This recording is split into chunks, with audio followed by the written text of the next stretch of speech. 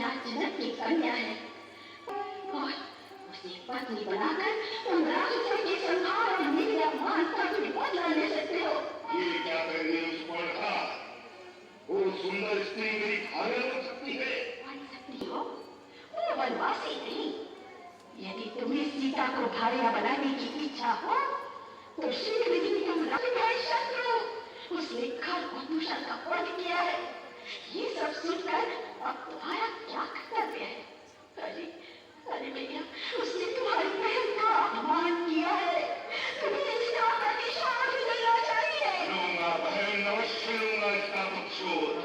जिस राम ने मेरे भाइयों का वध किया है और तुम्हारी जैसी मेरी रूपवती बहन को कुरूप बनाया है, वो वधम जीवित करने की योग्य नहीं।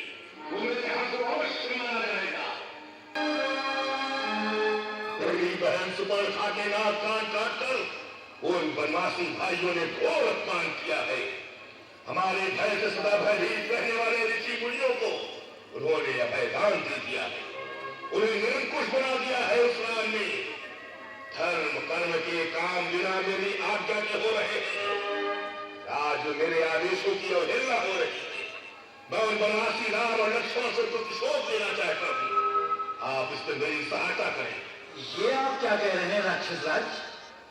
आपके राज्य में इतना कुछ हो रहा है, वो भी आपसे छुपाकर? हाँ, कुपित होकर पत्नी सहित घर से निकाल दिया है।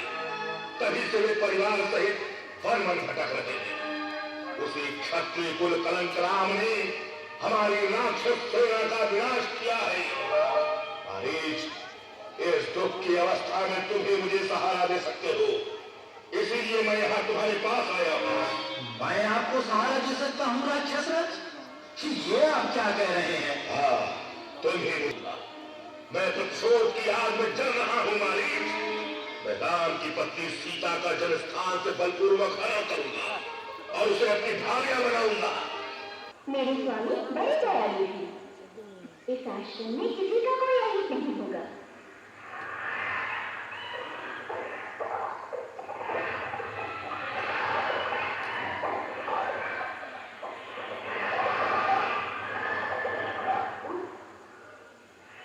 अरे तुम थे? छाइयों के पीछे छुपकर तरह तरह की भयानक घटना पैदा करके तो तुमने मुझे भयभीत कर दिया था।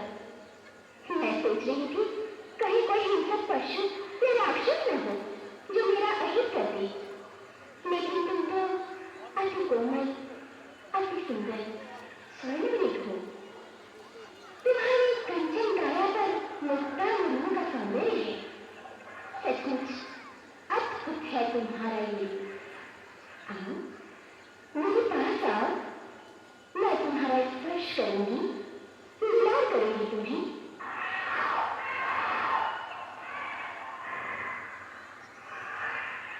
अरे तू तो बड़ा चतुर है। मेरे हाथ आकर पल में निकल गया। क्यों सता रहा है मुझे सम्मोहित कर रहा है। तुझ पर से मेरी आंखें हट ही नहीं रही हैं। तू चलता है तो लगता है जैसे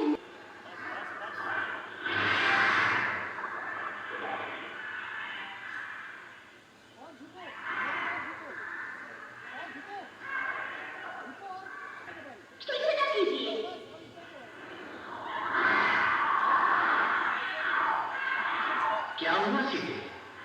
क्यों इतनी भाव विवल होकर हमें पुकार रहे हो? तुम्हारा मन नहीं मान रहा है? हाँ भाभी, बोलिए ना, ऐसा क्या देख लिया आपने? ऐसे नाना प्रकार के रत्नों से जड़ा प्रतीत होता है। भैया, इसका शरीर चांदी और तांबे का बना हुआ लगता है। ये असामान्य मृग, भैया, मुझे मायावी राक्षसों की छाया लगती है। क्यों? आपको भ्रम हो गया है स्वामी। ये मृग मन बहलाने के लिए यही रहेगा।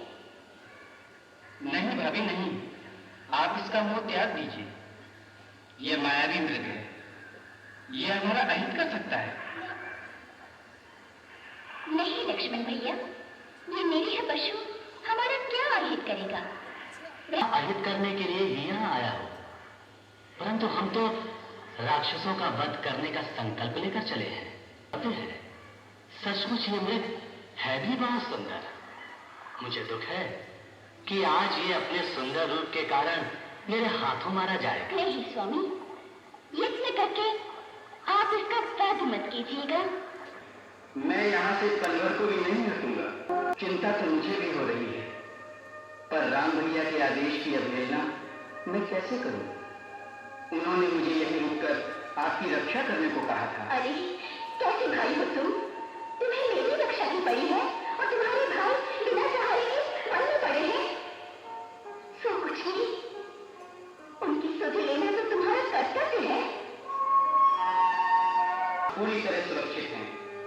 जो भी इस रेखा को पार करेगा वो जलकर भस्म हो जाएगा। मुझे आज्ञा दें माता, अब राम भैया के साथ लौटकर ही मैं आपके दर्शन करूंगा।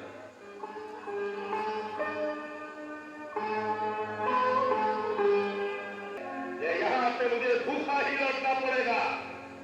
अरे कोई है? अलोक निरंजन! आइए महात्मा जी, आइए। आपके दर्शन पाकर मेरा जीवन धन्य हो। आप मेरा प्रणाम स्वीकार करें। ये मेरे स्वामी रघुकुल नंदन का आश्रम है। यहाँ से कभी कोई खाली हाथ नहीं जाता। ईश्वर ने जो कुछ हमें दिया है वो सब हमें आपके आशीर्वाद से ही प्राप्त हुआ है। आप कुछ क्षण में ही प्रतीक्षा करें।